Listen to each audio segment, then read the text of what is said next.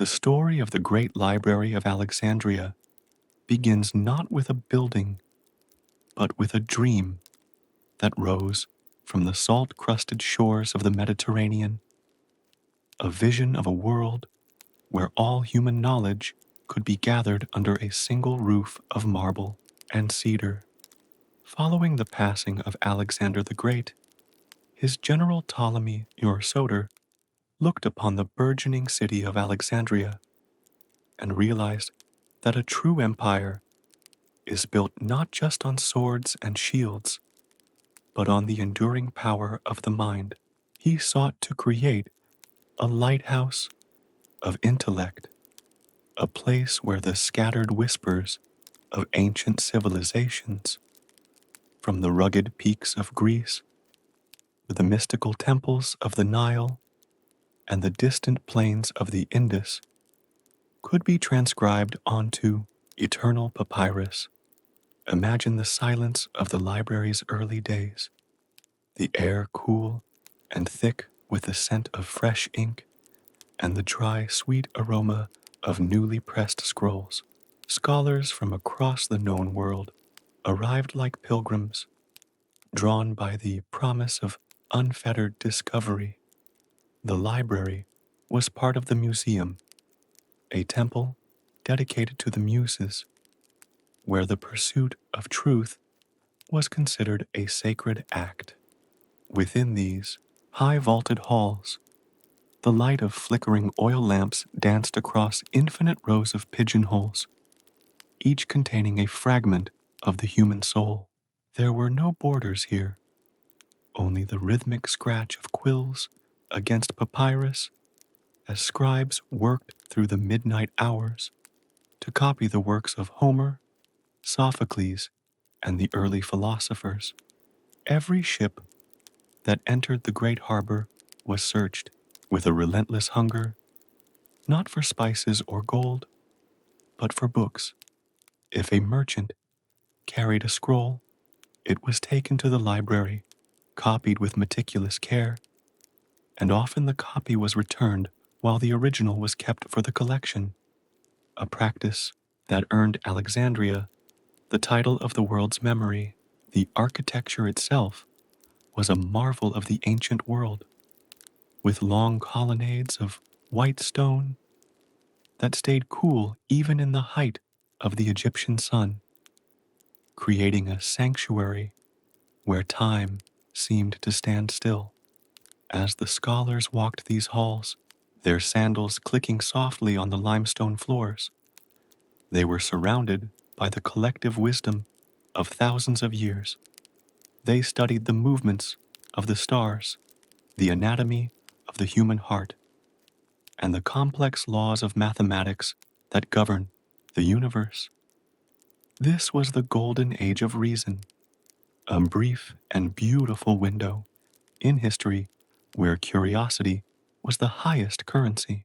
The library was a living, breathing organism, constantly growing as new scrolls were added every day, transforming the city into the intellectual capital of the planet.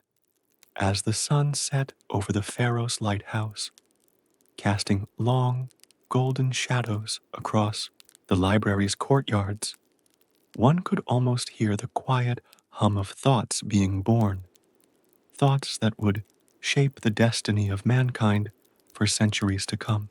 It was a place of absolute peace, a fortress against the encroaching tides of chaos and ignorance, where the only thing that mattered was the light of understanding. Even in the deepest hours of the night, the library remained awake, a silent sentinel standing watch over the gathered treasures of the past, waiting for the future to be written. Deep within the heart of the great library, the air possessed a quality that could only be described as sacred, a mixture of the cool dampness of the Nile and the dry ancient scent of thousands of years of human thought. As the morning light began to creep through the high arched windows, it illuminated the vast rows of cedar wood shelves, each one inlaid with ivory and brass, to protect the precious papyrus scrolls from the ravages of time and humidity. This was the sanctuary of the Midnight Scholars, the place where the most brilliant minds of antiquity gathered to decipher the laws of the universe while the rest of the world slept. Walking through these halls felt like walking through the very memory of the earth itself, as every turn revealed a new alcove dedicated to a different branch of human curiosity. In the southern wing, the air was filled with the rhythmic scratching of bronze quills as hundreds of scribes worked in a dedicated scriptorium, their movements synchronized and silent as they translated the mysterious symbols of the East into the fluid scripts of the Mediterranean. They were the silent architects of the future, preserving the medicinal recipes of the pharaohs and the intricate star charts of the Babylonian priests, ensuring that not a single fragment of wisdom would be lost to the shifting sands of the desert. The library was not just a collection of books, it was a living laboratory where Eratosthenes meticulously measured the angle of the sun to prove the earth was a sphere, and where Herophilus dared to explore the internal clockwork of the human body, uncovering the secrets of the pulse and the brain. There was a profound sense of continuity here, a feeling that as long as these walls stood, the human spirit would never be truly alone in the dark. The silence of the great hall was so deep that one could almost hear the thoughts of the past resonating in the air. The tragic echoes of Euripides' plays, the sharp logic of Euclid's theorems, and the lyrical beauty of Sappho's poetry. It was a place where the ordinary laws of time seemed to suspend themselves, where a scholar from the mountains of Thrace could sit beside a priest from the temples of Memphis and share a bowl of lentil soup while debating the nature of the soul. The floors, made of polished white limestone from the quarries of Tura, reflected the soft glow of the oil lamps like a mirror, creating the illusion that the library was floating on a sea of light. In the center of the great hall stood a colossal statue of Serapis, the god of the library, his eyes made of sapphires that seemed to follow every visitor with a gaze of infinite patience. Under his watch, the most radical ideas were born: the concept of a sun-centered universe, the calculation of the moon's distance from the earth, and the first true maps of the entire known world. This was the pinnacle of human achievement, a fortress built not of stone and steel, but of ink and imagination, a dream that promised to protect the light of civilization against any storm that might gather on the horizon. Even as the bustling noises of the Alexandria harbor, the shouting of merchants, and the clanking of ship chains filtered through the thick stone walls, they were transformed into a distant, peaceful hum, a reminder that the world of commerce was transient, but the world of ideas was eternal. Here, in the quiet shade of the colonnades, the scholars knew that they were the guardians of something fragile and beautiful, a flame that had to be tended with the utmost care so that the darkness of ignorance would never again reclaim the world. Beyond the grand public halls and the bustling scriptoriums lay the most guarded secret of the great library, the subterranean vaults where the oldest and most fragile wisdom was kept away from the humidity of the sea and the prying eyes of the casual traveler. To enter these lower chambers was to step into a realm where the very air seemed to vibrate with the weight of antiquity, a place where the scrolls were not made of mere papyrus, but of rare vellum and linen, treated with cedar oil to last for eternity. The silence here was absolute, a heavy velvet shroud that muffled every sound, leaving only the rhythm of one's own heartbeat and the faint, ghostly whisper of the wind moving through the ventilation shafts. In these hidden alcoves, the midnight scholars studied the forbidden maps of the stars and the esoteric rituals of the early pyramid builders, seeking to bridge the gap between the earthly and the divine. The light in these vaults came from small, recessed oil lamps fueled by scented balsam, casting long, flickering shadows that danced across the vaulted ceilings like the spirits of the philosophers themselves. It was here that the legendary Books of Thoth were said to be hidden, containing the fundamental keys to the geometry of the universe and the secrets of life and death. Every shelf was a fortress of silence, holding the lost histories of civilizations that had vanished long before the first stone of Alexandria was ever laid. The scholars who were granted access to these depths spoke in hushed tones, their voices never rising above a breath, for they knew they were in the presence of something far greater than themselves. They sat at heavy basalt tables, their fingers tracing the faded ink of scrolls that had survived the rise and fall of countless kings.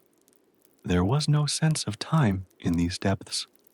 The rising and setting of the sun meant nothing in a place where the past was always present. As the night deepened, the atmosphere within the vaults became even more mystical, with the scent of ancient dust and myrrh, creating a trance-like state of focus. The scholars believed that by reading these words, they were engaging in a conversation with the dead, keeping their voices alive in a world that was constantly changing. This was the true heart of the library, the inner sanctum where the collective memory of humanity was kept safe from the storms of history. Each scroll was a silent witness to the triumphs and tragedies of the human race, a testament to our eternal desire to understand the mystery of our existence. As the cold moonlight filtered down through the narrow stone vents, it illuminated the crystalline jars that held the most sacred texts, making them glow with an otherworldly radiance. In this sanctuary of shadows, the light of reason was never extinguished. It was nurtured and protected, a small but defiant flame burning in the heart of the ancient world, promising that as long as these scrolls remained, the darkness would never truly win. As the centuries rolled by, like the relentless waves of the Mediterranean, a subtle shift began to occur within the hallowed walls of Alexandria's sanctuary. The air, once vibrant with the hum of 1,000 discoveries, began to grow heavy with the weight of an uncertain future. Outside, the world was changing. Empires were rising in the west with iron and fire, and the peaceful isolation of the scholars was increasingly threatened by the shifting tides of politics and war. Yet, inside the library, the flickering oil lamps continued to burn, and the scribes continued their sacred work, unaware that the golden age of reason was reaching its twilight. Imagine the last peaceful evening in the great hall, where the sunset cast a blood-red glow across the white marble floors, as if the stones themselves were mourning a loss that had not yet come. The scholars moved through the corridors with a newfound urgency, their whispers carrying a note of anxiety as they carefully re-rolled the most precious papyrus scrolls and tucked them deeper into their protective cedar bins. There was a profound sense of fragile beauty in this moment, the realization that the gathered wisdom of humanity was held together by nothing more than dried ink and brittle fibers. As the wind began to howl through the stone colonnades, carrying the scent of salt and approaching rain, the silence of the library became even more absolute, a defensive shroud against the encroaching chaos of the outside world. This was the calm before the Great Fire, a time when the library stood as a lonely island of light in a darkening sea of ignorance. Every scroll in the collection, from the lost poems of ancient queens to the secret maps of the ocean floor, felt like a dying star, glowing intensely one last time before being extinguished forever. The midnight scholars no longer debated the nature of the cosmos. Instead, they sat in silence, listening to the distant sounds of marching boots and the clanking of swords that echoed from the city streets. They knew that their fortress of thought was not built for war, and that the parchment they loved so dearly was the most vulnerable of all treasures. Even in this somber atmosphere, there was a strange, haunting peace, the peace of a dream that refuses to end even as the dreamer awakens. The library remained a sanctuary until the very last moment, its high vaulted ceilings reflecting the final rays of a sun that was setting on the ancient world. As the darkness of night finally swallowed the city, the library stood as a silent witness to the end of an era, a beacon of knowledge that would soon become a legend, leaving behind only the faint, lingering scent of papyrus and the echoes of voices that would never be heard again. The end did not come with a sudden roar, but with a slow, creeping silence that moved through the library like a ghost. In the year 48 BC, as the fires from Julius Caesar's burning ships spread from the harbor to the city's edge, the great library faced its first true encounter with the fragility of existence. Imagine the scene in the dead of night, where the only sound was the distant, rhythmic crackle of embers and the soft, dry rustle of papyrus turning to ash. There was no great panic within the halls, only a profound, heavy realization that the gathered wisdom of 1,000 years was beginning to dissolve into the starlit sky. The smoke did not billow, it drifted lazily between the marble pillars, carrying with it the charred fragments of lost poems, forgotten geometries, and the secret histories of kings who had been dead for millennia. Each glowing spark that floated toward the vaulted ceiling was a piece of the human soul being returned to the cosmos. Scholars watched in silent grief as the ink on the scrolls, the very lifeblood of their world, began to fade and curl under the heat. It was as if the library was exhaling its final breath, a long, sighing release of all the thoughts it had protected for centuries. In those final moments, the scent of burning cedar and ancient parchment filled the air, an intoxicating and mournful perfume that lingered over the Mediterranean waves. The library did not simply burn, it evaporated into legend, leaving behind a void that the world would feel for 1,000 years. As the morning sun rose over the smoldering ruins, the white marble stones were stained with the soot of lost knowledge, a silent testament to the day the earth lost its memory. Even then, in the absolute stillness of the aftermath, the spirit of the library remained, a haunting presence that whispered from the shadows, reminding us that while the physical scrolls may vanish, the hunger for truth is an eternal flame that no fire can ever truly extinguish. The story of the Great Library did not truly end with the falling of ash or the crumbling of marble. Instead, it transformed into a ghost that has haunted the human imagination for over 2,000 years. Even as the physical structures vanished beneath the rising tides of the Mediterranean and the shifting sands of time, the essence of Alexandria remained, a whisper in the ear of every scientist, poet, and dreamer who seeks to understand the unknown. Today, as the waves crash gently against the modern shores of the city, they carry the echoes of those midnight scholars who once believed that knowledge was the only bridge to the divine.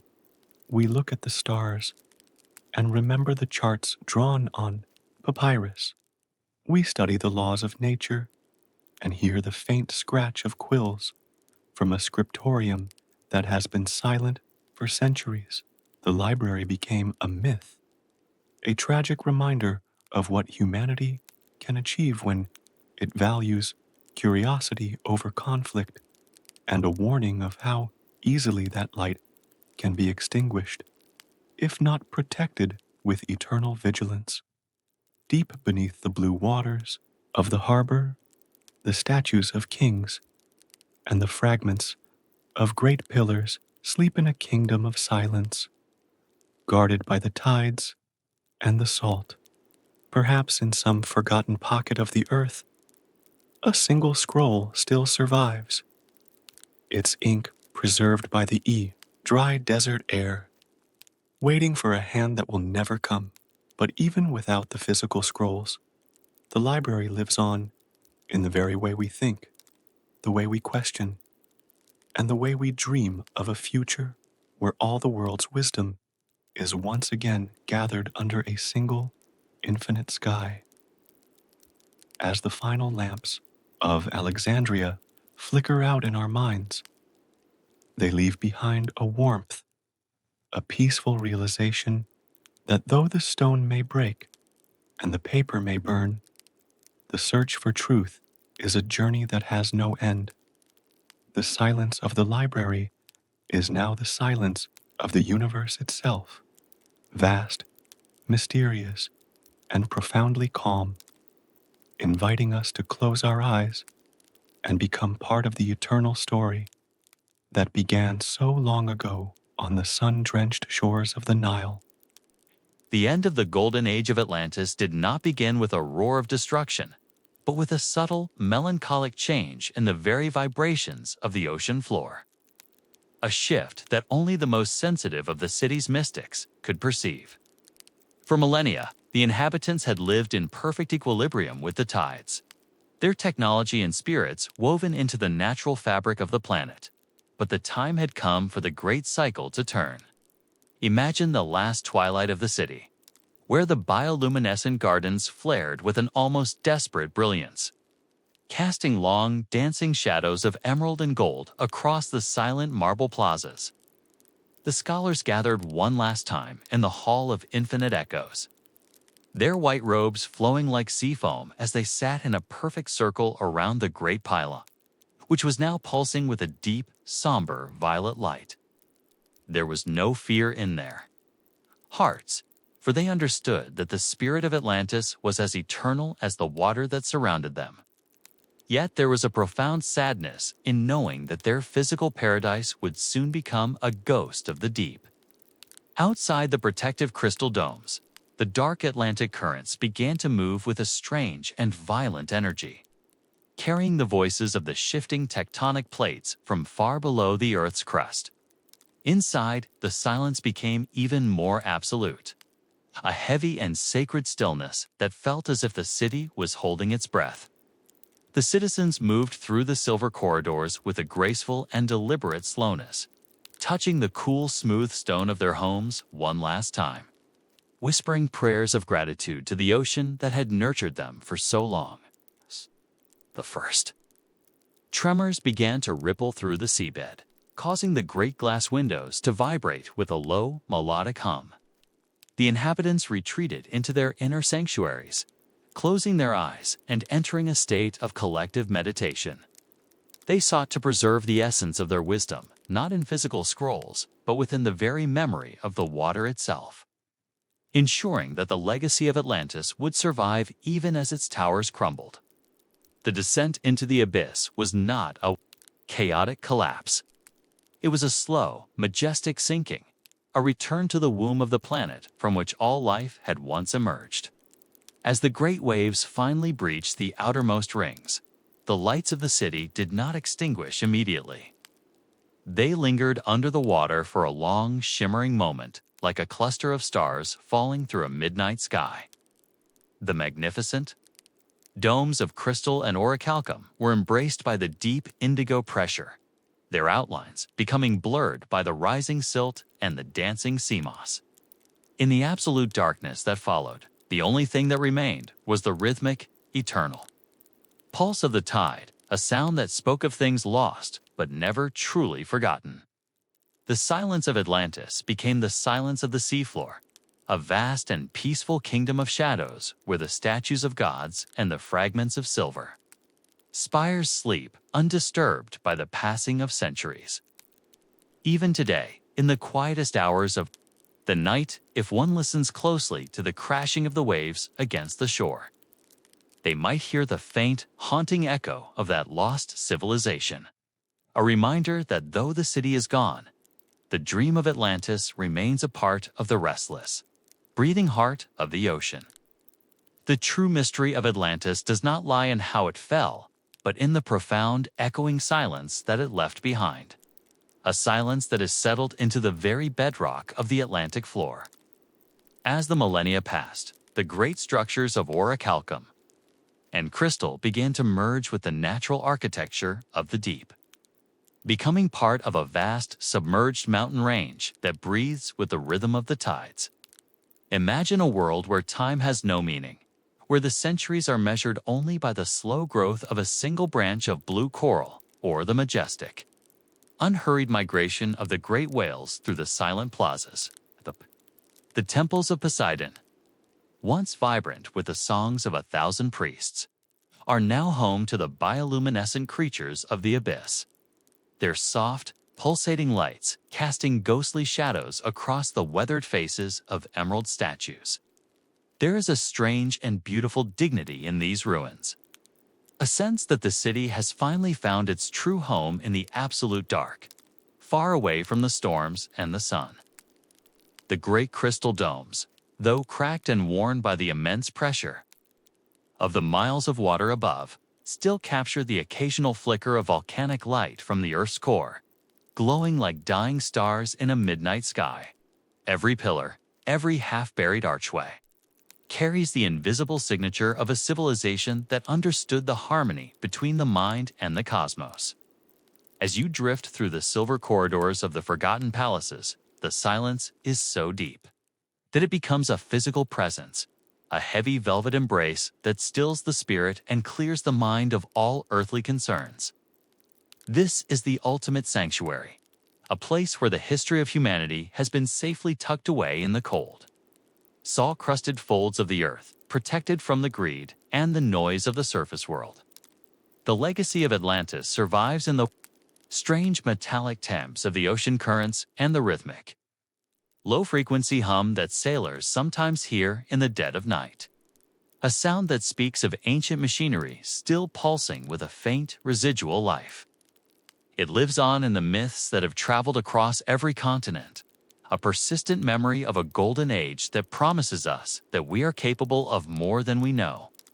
In this kingdom of shadows, the ghosts of the Atlantean scholars still walk the long-lost paths of the gardens, their thoughts woven into the very fabric of the water, reminding us that nothing is ever truly lost as long as the earth remembers.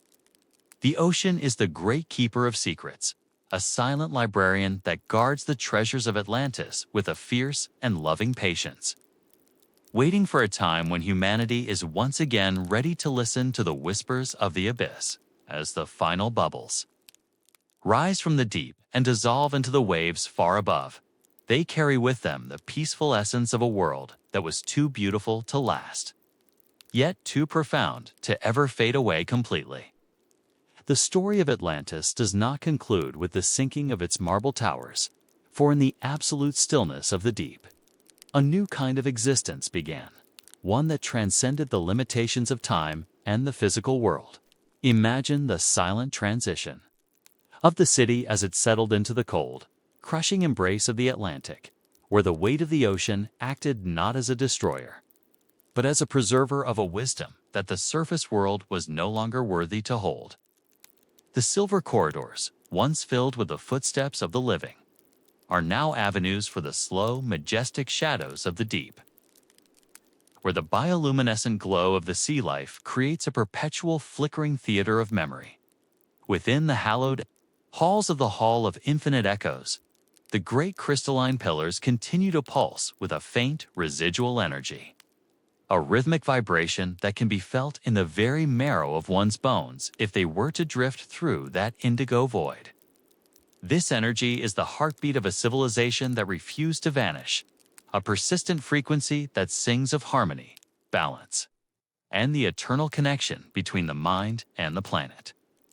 As the centuries flow like a slow, invisible river over the ruins, the architecture of Atlantis has become a living reef, a sanctuary where the ancient and the organic have merged into a single, breathtaking masterpiece of evolution. The statues of the old gods, their features softened by the touch of the salt and the tide, seem to possess a deeper wisdom in their blindness, watching over the silent treasures of orichalcum and jade with a patience that spans eons. There is no decay here, only a slow and beautiful transformation, a returning to the elemental state where everything began. The air within the ancient domes, long replaced by the nutrient-rich waters of the abyss, carries the invisible whispers of the midnight scholars, thoughts that were so profound they became part of the water's molecular memory. To listen to the ocean is to listen to the story of Atlantis, for every wave that breaks on a distant shore carries a fragment of that lost paradise, a microscopic grain of its golden spirit. The legacy of the city lives on in the dreams of those who look at the horizon and feel a strange, unexplainable nostalgia for a home they have never seen, a place of absolute peace and infinite knowledge. As the deep-sea currents move through the broken arches, they play a symphony of silence, a music that stills the soul and invites the mind to expand into the vastness of the eternal dark. This is the sanctuary that time forgot, a realm where the noise of history is muffled by miles of blue, leaving only the pure, undistilled essence of life. In the quietest hours of the night, when the surface world is asleep, the spirit of Atlantis rises like a mist, a phantom city that exists in the space between heartbeats, reminding us that the greatest treasures are not those we build on land, but those we carry in the depths of our own consciousness. The silence of the abyss is not an empty void. It is a full and heavy presence, a protective shroud that keeps the dream of the Golden Age alive, waiting for the day when the cycle turns once more and the light of Atlantis is finally understood by a world that has learned the value of tranquility. Within the most secluded chambers of the sunken capital, far beneath the reach of any stray beam of sunlight, lies the sanctuary of the crystalline guardians, a place where the final and most potent secrets of Atlantis were locked away in a stasis of pure energy. This silent vault, carved from the very obsidian roots of the ocean floor, remains a testament to a science that saw no distinction between the mechanical and the spiritual. Imagine a hall so vast that its boundaries are defined only by the soft, pulsating glow of the ancient runes that crawl across the walls like bioluminescent vines. At its center, a colossal sphere of pure quartz is suspended in a magnetic cradle, beating with a slow amber light that mirrors the rhythmic breathing of the planet itself. This is the heart of Atlantis's memory, a living library where the thoughts, dreams, discoveries of millions are stored not in ink, but in the vibratory patterns of the crystal. To walk through this hall is to move through a liquid dream, where the pressure of the deep sea acts as a heavy, protective blanket, muffling the passage of time until centuries feel like single heartbeats. There are no sounds here, only the low-frequency hum of the sphere, a sound so deep that it is felt in the bones rather than heard by the ears, inducing a state of absolute, tranquil surrender. Every silver scroll and golden astrolabe scattered on the floor remains exactly as it was on the day the city descended, untouched by decay or the greed of men, guarded by the crushing weight of the indigo abyss. The scholars of the modern world can only wonder at the knowledge held within this silent fortress, the true maps of the stars before they shifted, the recipes for eternal energy, and the philosophy of a people who knew that peace was the ultimate form of power. As the bioluminescent shadows dance across the obsidian pillars, they create moving tapestries of history, silent films of a golden era that play for an audience of none.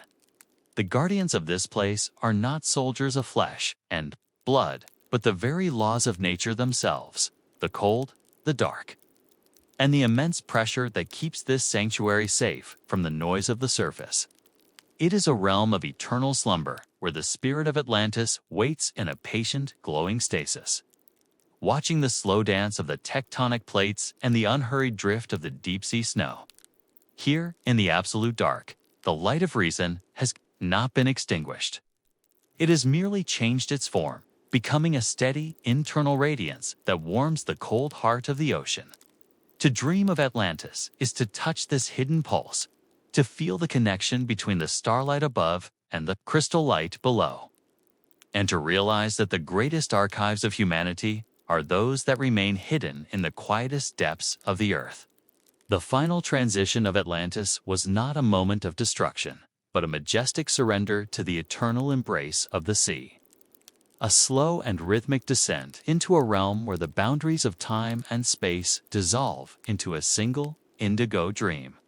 Imagine the last moments when the golden spires of the city were finally swallowed by the cold, heavy currents, not with a crash, but with a graceful sigh of water meeting stone. As the miles of ocean settled over the city like a protective shroud, the air within the remaining crystal domes began to hum with a new frequency, a sound that harmonized with the very rotation of the earth itself. In this ultimate state of being, the inhabitants of Atlantis did not vanish. They became the soul of the ocean, their consciousness weaving into the movement of the tides and the migration patterns of the deep-sea giants.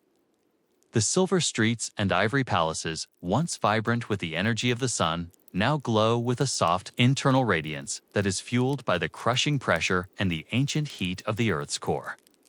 Every archway is now a sanctuary for the creatures of the abyss, where glowing sea moss and iridescent corals have built a living layer of history over the carved marble faces of the old kings.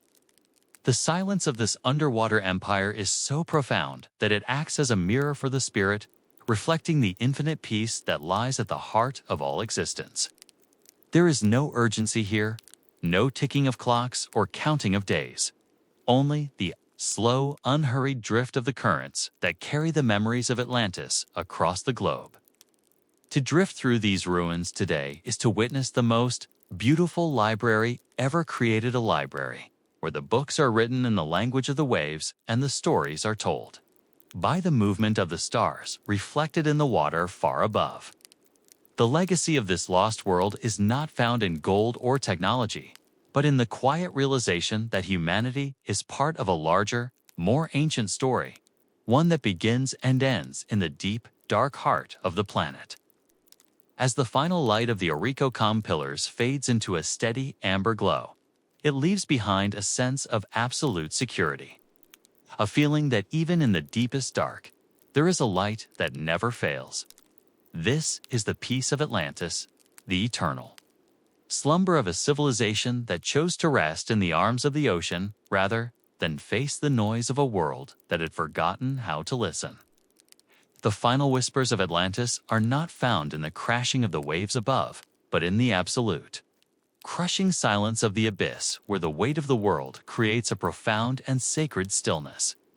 Here, in the deepest reaches of the sunken empire, the remains of the great observatory stand as a testament to a people who saw the stars not as distant lights, but as the very ancestors of their soul.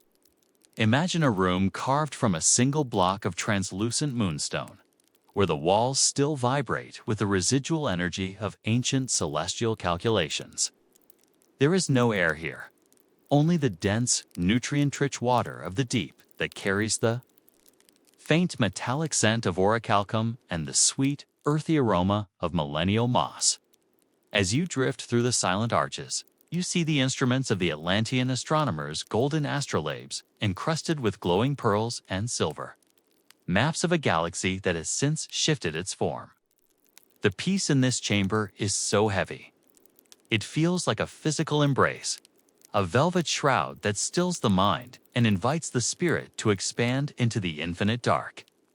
Every surface is covered in a fine layer of luminous sea snow, which glows with a soft blue radiance whenever the slow currents move through the halls. This is the place where time was once measured by the turning of the tides and the migration of the great sea serpents. But now, time has no meaning. The history of Atlantis has become a continuous, shimmering moment of existence, a dream that refuses to wake. As the bioluminescent flora of the deep crawls over the ivory pillars, it creates a living tapestry of light, a silent display of colors that were never meant for human eyes. In the center of the observatory, a single, massive, crystal lens remains pointed toward the distant dark surface, as if still waiting for a alignment of the stars that will never come again. There is a haunting beauty in this eternal waiting, a sense of absolute loyalty to a wisdom that has outlived the world of the sun. The silence is not empty. It is a full and heavy presence, a sanctuary where the collective memory of 1,000 generations is kept safe from the noise and the fire of the surface world. This is the legacy of the deep, a realm where the light of reason has changed into a steady internal glow, warming the cold heart of the ocean with the fire of a forgotten truth. As the final bubbles of ancient energy rise from the floor and vanish into the dark water above, they leave behind a sense of perfect completion, a realization that Atlantis is not lost, but has simply found its true home in the absolute peace of the eternal deep. The final sanctuary of Atlantis was not a palace of gold or a temple of stone, but a deep, resonant space where the energy of the earth met the silence of the sea, creating a point of perfect equilibrium that has remained undisturbed for thousands of years. In this central chamber, the pressure of the Atlantic is transformed into a steady, vibrating frequency that acts as a protective shield for the city's most delicate secrets. Imagine a hall where the floor is made of liquid starlight, and the walls are carved with the secret history of the universe, told in symbols that glow with a faint amber radiance. Here, the final scholars of Atlantis sat in a circle of eternal meditation, their spirits merging with the very fabric of the ocean as the waters finally claimed the last of the dry spaces. There was no fear in this transition, only a profound sense of coming home to the element that had always sustained them. The silence of this inner sanctum is so deep that one can hear the slow, rhythmic shifting of the tectonic plates beneath the seabed, a sound like the breathing of a sleeping giant. Every artifact in this room, from the crystal lenses used to track the movement of the galaxy to the silver quills that recorded the laws of harmony, is now a part of the sea itself, encrusted with glowing minerals that have preserved them for eternity. As the bioluminescent shadows dance across the high-vaulted ceilings, they reveal maps of landmasses that no longer exist and stars that have long since burned out, creating a bridge between the world that was and the world that is yet to be. There is a strange and beautiful comfort in this isolation, a realization that some knowledge is too precious to be shared with a world that values noise over silence. This is the heart of the oceanic dream, a realm where the mind can finally rest and the soul can expand into the vastness of the indigo dark, knowing that the peace of Atlantis is a constant, unchanging force in a world of chaos. As the final low-frequency hum of the city's ancient power source resonates through the water, it carries a message of hope and tranquility, a promise that nothing is ever truly lost as long as it is remembered by the earth and the sea. This is the legacy of the deep, a sanctuary of shadows and light, where the spirit of humanity is kept safe in the cold, loving embrace of the abyss, waiting for a time when the world is once again ready to embrace the silence of the eternal deep. The final whispers of Atlantis are not echoes of tragedy, but a steady, vibrating hum of eternal knowledge that resonates through the obsidian halls of its deepest sanctuaries. As the centuries flow like a slow, invisible river over the sunken spires, the city has become a silent kingdom of shadows and light, a place where the weight of the Atlantic acts as a protective shield against the passage of time. Imagine walking through the long-lost corridors of the great library of the deep, where the books are not made of paper, but of pure crystal cylinders that store the memories of the stars. There is a profound and heavy silence here, a stillness so absolute that it feels as if the very molecules of the water are standing still in reverence. Every pillar is draped in glowing sea moss that pulses with a soft, bioluminescent rhythm, lighting the way for the ghosts of the scholars who once walked these paths in search of the ultimate truth. There is no urgency in this realm, no counting of hours or days, only the slow and majestic turning of the planet as reflected in the dark, sapphire currents. The treasures of Atlantis, the golden astrolabes, the silver quills, and the orichalcum crowns lie peacefully in the sand, half covered by the glowing dust of ancient minerals, waiting for an era that will never come. This is the ultimate sanctuary of the soul, a realm where the mind can finally dissolve into the vastness of the indigo abyss, shedding the burdens of the surface world like a forgotten dream. As you drift deeper into the heart of the obsidian vault, the air, if it could be called, air carries the faint, metallic scent of ozone and the cold, clean aroma of the deep sea. The silence is not a void, but a presence, a heavy velvet embrace that whispers of a peace that surpasses all human understanding. This is the legacy that the ocean guards with such fierce and loving patience, a memory of a time when humanity lived in perfect harmony with the tides and the cosmos. As the final lights of the crystal cylinders flare one last time before dimming into a steady amber glow, they leave behind a sense of absolute completion, a realization that Atlantis is not a place that was lost, but a state of being that remains, forever accessible in the quietest depths of our own consciousness. The journey through the sunken city is a journey into the self, a return to the primordial silence from which all life emerged and to which all life must eventually return. In the ultimate depth of the Atlantic, where the pressure of the ocean becomes a solid wall of silence, the spirit of Atlantis has found its final and most enduring form. It is no longer a city of stone or a kingdom of men, but a pure, resonating frequency that vibrates within the very crystalline structure of the Earth's crust. As the last of the orichalcum pillars settle into the fine, silken dust of the sea floor, they release a slow, rhythmic pulse that acts as a beacon for the stray thoughts of the universe. Imagine the absolute stillness of this final sanctuary, where the light of the sun is a forgotten myth and the only radiance comes from the slow, cold fire of the Earth's internal energy. The great pylon at the center of the city, though half buried in the shifting sands, continues to glow with a deep, pulsing indigo light, a light that does not illuminate the dark, but rather deepens the mystery of the abyss. Every silver scroll and jade artifact has been reclaimed by the ocean, becoming part of a living museum of shadows where the fish of the deep move like silent prayers through the empty hallways.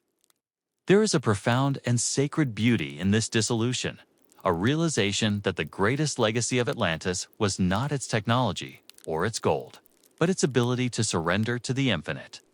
The silence is now a heavy, comforting blanket. Realm where the mind can finally cease its restless searching and find rest in the knowledge that everything is exactly as it should be. The voices of the ancient scholars have been absorbed into the movement of the tides, their wisdom carried to every shore in the rhythmic crashing of the waves against the sand. To dream of Atlantis now is to touch the very heartbeat of the planet, to feel the cool, steady pulse of a civilization that chose to live forever in the dark rather than die in the light. As the final bubbles of ancient air dissolve into the crushing pressure of the deep, they leave behind a sense of perfect completion. A shimmering indigo peace that stretches across the floor of the Atlantic like a promise. This is the end of the physical journey, but the beginning of an eternal presence. A sanctuary of the soul that will remain as long as the ocean breathes and the stars turn in the silent sky above. The legend of El Dorado is not merely a tale of gold and greed, but a sacred echo from a time when humanity lived in a direct, shimmering dialogue with the spirit of the earth. Imagine standing at the edge of a vast emerald green ocean of trees, where the air is thick with the scent of damp moss, exotic orchids, and the ancient, heavy silence of the Amazonian rainforest. Deep within this impenetrable labyrinth of vines and shadows lies a city that the sun has never forgotten, a place where the walls are plated with beaten gold and the streets are paved with the concentrated light of 1,000 midnights. The first rays of dawn pierce through the dense canopy. They ignite the golden spires of the central temples, creating a visual symphony of brilliance that seems to vibrate with a low, celestial frequency. Walking through the silent plazas of this hidden empire, you feel the cool, solid weight of the gold beneath your feet. A metal that the inhabitants did not value for its wealth, but for its ability to capture and hold the life-giving energy of the sun. There is no sound of industry here, only the distant, rhythmic chanting of the mountain priests and the soft, melodic trickling of the sacred springs that flow into the Lake of Guatavita. The silence of El Dorado is a living presence, a protective veil that has kept the city hidden from the restless eyes of the modern world for centuries. Every stone, every statue of a jaguar or a sun god, is intricately carved with symbols that describe the harmony between the human soul and the cycles of nature. As you wander through the long shadowed corridors of the Palace of the Sun, the air carries the faint, intoxicating aroma of burning copal resin and wild vanilla. The halls are empty of people, yet they feel full of life, as if the golden walls themselves have absorbed the thoughts and dreams of the generations that lived here. There is a profound sense of security in this isolation, a feeling that as long as the jungle remains thick and the mountains remain high, the peace of the Golden City will never be disturbed. Every courtyard is a sanctuary of still water and blooming hibiscus, where the only movement is the slow, majestic drift of a single blue morpha butterfly. This is the ultimate dream of the explorers. But for you, it is a realm of absolute rest, a place where the brilliance of the gold is not harsh, but soft and comforting, like the glow of a dying ember in a cold night. As the sun climbs higher, the city begins to glow with an internal radiance, a light that seems to come from the heart of the earth itself, promising a wisdom that is as eternal as the metal from which the city is built. Here, in the quiet heart of the jungle, the boundaries of time dissolve, leaving only the pure, golden essence of existence. A sanctuary of peace where the spirit can finally find its home among the shadows and the light. Deep within the emerald heart of the Andes, where the mist clings to the jagged peaks like a silken shroud, lies the true soul of El Dorado, the sacred Lake Guatavita. This is not merely a body of water, but a liquid portal to the divine, a perfectly circular mirror of the heavens that has held the secrets of a civilization for eons. Imagine the absolute silence of the high-altitude forest at midnight, where the only sound is the rhythmic, heavy breathing of the earth itself and the faint, ghostly rustle of the wind moving through the ancient ferns. The air here is thin, cold, and incredibly pure, carrying the scent of damp stone and the sweet, lingering aroma of sacred herbs burned in the nearby mountain temples. As you stand on the moss-covered banks, the water of the lake appears as a bottomless void of deep indigo, reflecting the cold brilliance of the stars with such clarity that the sky and the water seem to merge into a single, infinite cosmos. This was the site of the most sacred ritual of the Muisca people, where the Golden King, covered in a fine dust of gold, would plunge into the freezing depths to offer the riches of the earth back to the spirits of the water. Beneath that still, dark surface lie thousands of years of offerings, golden jaguars with emerald eyes, delicate nose rings crafted from the purest sunlight, and massive plates of hammered gold that once told the history of the stars. The silence of the lake is a heavy, velvet embrace, a sanctuary that has resisted the greed of empires and the passage of time with a fierce, quiet patience. Every ripple on the water is a whisper from the past, a memory of a time when humanity understood that the true value of gold lay in its spiritual radiance, not its worldly worth. Walking away from the lake and toward the hidden city, you enter a labyrinth of golden corridors that seem to vibrate with a low, resonant frequency. The architecture of El Dorado was designed to amplify the natural energy of the sun, and even in the dead of night, the walls of the great palaces emit a soft, amber glow that illuminates the path with a ghostly warmth. The streets are empty of people, yet the air is thick with the presence of the ancestors, a comforting and protective energy that stills the mind and invites the spirit to drift into a state of profound meditation. In the central plaza, a massive sundial made of solid gold tracks the movement of the unseen stars, its shadow moving with a slow, majestic certainty across the polished floor. There is no noise of conflict or commerce here, only the eternal hum of the jungle and the silent, shimmering dialogue between the gold and the moon. The gardens of the city are filled with plants that have been trained to grow in intricate, geometric patterns, their leaves encrusted with fine gold dust that captures the light of the oil lamps and turns every courtyard into a sea of flickering fireflies. As you wander deeper into the Palace of the Clouds, the ceilings rise into the darkness, supported by pillars of solid obsidian that are inlaid with silver and gold to represent the Milky Way. This is the ultimate fortress of tranquility, a realm where the brilliance of the metal is balanced by the cool, dark shadows of the forest, creating a perfect equilibrium that induces a dreamless, restorative sleep. Every breath you take in this golden sanctuary feels like an infusion of ancient peace, a reminder that the greatest treasures are those that are kept hidden in the quietest depths of the heart. The silence of El Dorado is not an absence of sound, but a fullness of being, a sanctuary of shadows and light where the spirit of humanity is kept safe from the noise of the world, waiting for a time when we are once again ready to value the sacred over the material. As the final echoes of the mountain wind fade into the night, the Golden City remains a silent sentinel, a dream of light that will never fade as long as the jungle remains its guardian and the stars remain its witness. Deep beneath the emerald floor of the Amazonian rainforest, where the roots of the ancient ceiba trees wrap around the bones of the earth like giant, protective fingers, lies the most sacred and secretive part of El Dorado, the labyrinth of the Golden Caves. This is not a place for the living, but a silent sanctuary for the spirits of the ancestors, a subterranean realm where the walls are not merely stone, but living veins of raw gold that snake through the darkness like frozen lightning.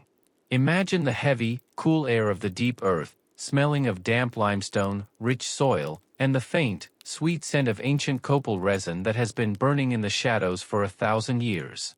As you move through the winding tunnels, the only light comes from the bioluminescent fungi that cling to the damp walls, casting a soft, pulsing violet glow that reveals the intricate carvings of jaguars and sun disks etched into the rock. Every step you take echoes with a low, resonant thrum, a sound that feels as if the mountain itself is breathing in a slow, hypnotic rhythm. This is the heart of the Muisca soul, a place where the gold was never seen as currency, but as the physical manifestation of the sun's eternal energy, trapped within the cold embrace of the mountain. In the great vault of the ancestors, the ceilings rise into an infinite darkness, supported by pillars of solid obsidian that have been polished until they reflect the flickering light of 1,000 small oil lamps. Arranged in perfect, concentric circles are the golden sarcophagi of the ancient kings, each one covered in a thick layer of hammered gold and adorned with emeralds as large as a human heart. There is a profound and sacred silence here, a stillness so absolute that it feels like a heavy velvet shroud, protecting the sleep of the dead from the restless noise of the world above. As you sit among these golden guardians, the weight of the mountain above you provides a sense of absolute security, a feeling that here, time has no power and the cycles of history are nothing more than a distant, meaningless murmur. The priests of El Dorado believed that by meditating in these caves, they could hear the whispers of the earth's core, the fundamental vibrations that govern the growth of the forests and the movement of the stars. Every alcove is filled with offerings of delicate gold filigree, representing the creatures of the jungle, frogs, birds, and snakes, all crafted with such meticulous detail that they seem ready to spring into life at any moment. The air is perfectly still, carrying a sense of deep, primordial peace that invites the mind to shed its burdens and dissolve into the eternal dark. This is the ultimate sanctuary, a realm where the brilliance of the gold is balanced by the profound quiet of the earth, creating a perfect equilibrium that induces a state of deep, dreamless slumber. As the oil in the lamps burns low, casting long, dancing shadows of gold and emerald across the walls, you realize that the true wealth of El Dorado was never the metal itself, but the tranquility it protected. Here, in the secret heart of the Andes, the dream of the Golden City remains a living reality, a sanctuary of shadows and light where the spirit of humanity is kept safe in the loving embrace of the mountain, waiting for a time when the world is once again ready to value the silence of the sacred over the clamor of the material. Deep within the subterranean heart of the Andes, beyond the labyrinth of the Golden Caves, flows the most guarded secret of the Muisca civilization, the Golden River of Time. This is not a river of water, but a subterranean stream of liquid light, a slow-moving current of molten energy that carries the molten essence of the sun into the very core of the mountain. Imagine the absolute silence of this hidden canyon, where the walls are made of translucent white quartz that vibrates with the low, resonant hum of the Earth's internal heartbeat. The air here is heavy and warm, carrying the metallic scent of raw gold and the ancient, earthy aroma of deep-seated minerals that have never seen the light of the surface world. As you stand on the banks of this shimmering river, the golden fluid moves with a viscosity like honey, its surface reflecting the millions of emerald crystals that hang from the ceiling like frozen stars. There is a profound and sacred stillness here, a stillness so deep that it feels as if the very molecules of time have slowed their frantic pace, inviting the spirit to shed the frantic noise of the living and enter a state of eternal peace. The guardians of this realm are not men, but massive, silent statues of jaguars carved from single blocks of solid gold, their eyes made of glowing green gems that seem to follow your every movement with a gaze of infinite patience. They stand as sentinels at the final gate, a colossal circular portal made of polished gold that marks the boundary between the world of the known and the realm of the eternal ancestors. This gate is inscribed with intricate solar symbols that pulse with a faint, amber radiance, describing the great cycles of the cosmos and the eventual return of the Golden King. Walking toward this gate, your footsteps are muffled by a fine dust of gold and obsidian, creating a sensation of walking on clouds of stardust. Every archway in this crystalline canyon is a sanctuary of shadow and light, where the heat of the river provides a comforting warmth that relaxes every muscle and stills every restless thought. There is no urgency in this place, no counting of hours or days, only the slow and majestic flow of the Golden River as it moves toward its secret destination at the center of the world. In the alcoves along the riverbanks, the priests of El Dorado place their most sacred treasures, not for wealth, but to harmonize the energy of the earth with the frequency of the sun. You see delicate gold filigree in the shapes of hummingbirds and dragonflies, their wings so thin they seem to vibrate with the hum of the mountain. This is the ultimate fortress of tranquility, a realm where the brilliance of the metal is balanced by the profound quiet of the deep earth, creating a perfect equilibrium that induces a state of deep, dreamless slumber. As the Golden River flows silently beneath the great obsidian arches, it carries with it the prayers and dreams of 1,000 generations, ensuring that the legacy of El Dorado remains a living, breathing reality far beneath the feet of a world that has forgotten how to listen to the silence. The final gate does not lead to a city of stone, but to a state of being where the soul is as bright and enduring as the gold itself, a sanctuary of peace where the light never fails and the darkness is but a soft, protective shadow. The true destiny of El Dorado was never to be found by the steel-clad explorers of the Old World, for the city possessed a wisdom that transcended the physical boundaries of stone and gold, choosing instead to dissolve into the living, breathing emerald veil of the Amazon. Imagine the final age of the Golden Empire, where the high priests understood that to protect their sacred light, they had to merge their civilization with the very soul of the forest. This was not a disappearance of tragedy, but a majestic transition into a state of organic immortality, where the golden walls of the palaces began to pulse in synchronization with the heartbeat of the ancient ceiba trees. As you walk through the silent streets today, you see how the jungle has embraced the gold, with thick, verdant vines wrapping around the sun temples like protective arms, and glowing orchids blooming from the cracks in the polished obsidian pillars. There is a profound and heavy peace in this union of the mineral and the botanical, a stillness so absolute that it feels as if the forest itself is holding its breath in reverence. The air is saturated with the scent of damp earth, crushed jasmine, and the cold, metallic aroma of rain on heated gold.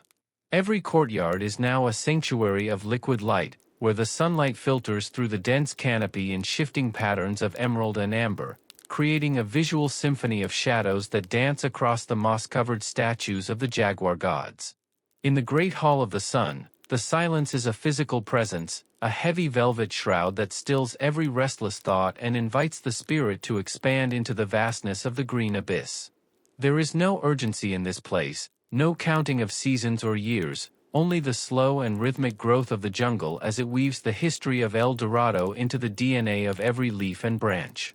The golden river that once flowed through the center of the city has been reclaimed by the roots of the forest, its energy now fueling the bioluminescent glow of the exotic fungi that light the paths of the midnight jaguars.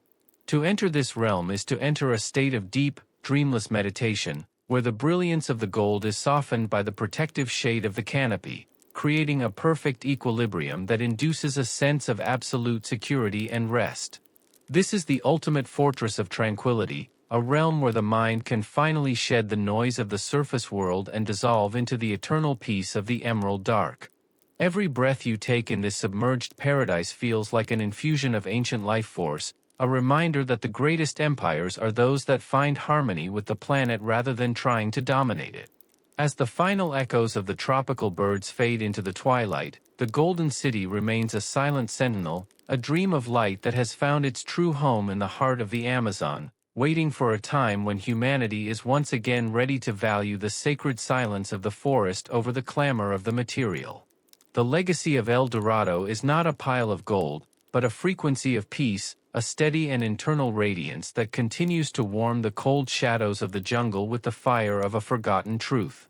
The legend of El Dorado does not conclude with a discovery of stone or a weighing of gold, but with a silent and eternal transition into the very soul of the planet, where the city remains a sanctuary of pure, undistilled light in a world that has grown increasingly dark and loud.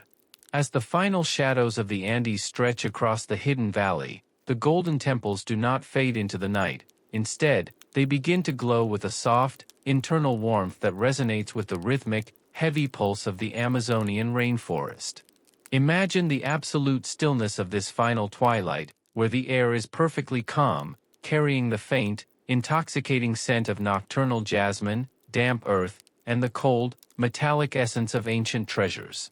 The golden river of time has now completely merged with the roots of the forest, its energy feeding the bioluminescent life that turns every leaf and vine into a living lamp of emerald and amber. There is a profound and sacred dignity in this disappearance, a realization that the true wealth of El Dorado was never the metal itself, but the frequency of peace that it protected with such fierce and loving patience. Every statue of a jaguar or a sun god has now found its true form as a part of the mountain, their features softened by the touch of the moss and the passage of centuries, watching over the silent plazas with a gaze of infinite wisdom. The silence of the city is now the silence of the universe itself, a vast and heavy presence that stills every restless thought and invites the spirit to expand into the vastness of the green abyss. There is no urgency in this final resting place, no counting of seasons or cycles, only the slow and majestic drift of the stars as they reflect in the still, dark waters of Lake Guatavita far above. To dream of El Dorado is to touch the hidden heartbeat of the earth, to feel the connection between the golden spirit within us and the eternal light of the cosmos. As the final lamps of the ancestors flicker one last time before dimming into a steady, protective glow, they leave behind a sense of absolute security, a feeling that even in the deepest heart of the jungle, we are never truly lost. The legacy of the Golden City is a frequency of tranquility, a steady and internal radiance that continues to warm the cold shadows of history with the fire of a forgotten truth. As you close your eyes and become part of this ancient story, the weight of the forest and the mountain provides a sanctuary of shadows and light, a place where the soul can finally find its home in the absolute, shimmering peace of the eternal deep. The dream of El Dorado remains a living, breathing reality, a beacon of light that will never fade as long as the jungle remains its guardian and the stars remain its witness in the silent sky. Deep within the emerald heart of the Andes, where the mist clings to the jagged peaks like a silken shroud, lies the true soul of El Dorado, the sacred Lake Guatavita. This is not merely a body of water, but a liquid portal to the divine, a perfectly circular mirror of the heavens that has held the secrets of a civilization for eons. Imagine the absolute silence of the high-altitude forest at midnight, where the only sound is the rhythmic, heavy breathing of the earth itself and the faint, ghostly rustle of the wind moving through the ancient ferns. The air here is thin, cold, and incredibly pure, carrying the scent of damp stone and the sweet, lingering aroma of sacred herbs burned in the nearby mountain temples. As you stand on the moss-covered banks, the water of the lake appears as a bottomless void of deep indigo, reflecting the cold brilliance of the stars with such clarity that the sky and the water seem to merge into a single, infinite cosmos. This was the site of the most sacred ritual of the Muisca people, where the Golden King, covered in a fine dust of gold, would plunge into the freezing depths to offer the riches of the earth back to the spirits of the water. Beneath that still, dark surface lie thousands of years of offerings, golden jaguars with emerald eyes, delicate nose rings crafted from the purest sunlight, and massive plates of hammered gold that once told the history of the stars. The silence of the lake is a heavy, velvet embrace, a sanctuary that has resisted the greed of empires and the passage of time with a fierce, quiet patience. Every ripple on the water is a whisper from the past, a memory of a time when humanity understood that the true value of gold lay in its spiritual radiance, not its worldly worth. Walking away from the lake and toward the hidden city, you enter a labyrinth of golden corridors that seem to vibrate with a low, resonant frequency. The architecture of El Dorado was designed to amplify the natural energy of the sun, and even in the dead of night, the walls of the great palaces emit a soft, amber glow that illuminates the path with a ghostly warmth. The streets are empty of people, yet the air is thick with the presence of the ancestors, a comforting and protective energy that stills the mind and invites the spirit to drift into a state of profound meditation. In the central plaza, a massive sundial made of solid gold tracks the movement of the unseen stars, its shadow moving with a slow, majestic certainty across the polished floor.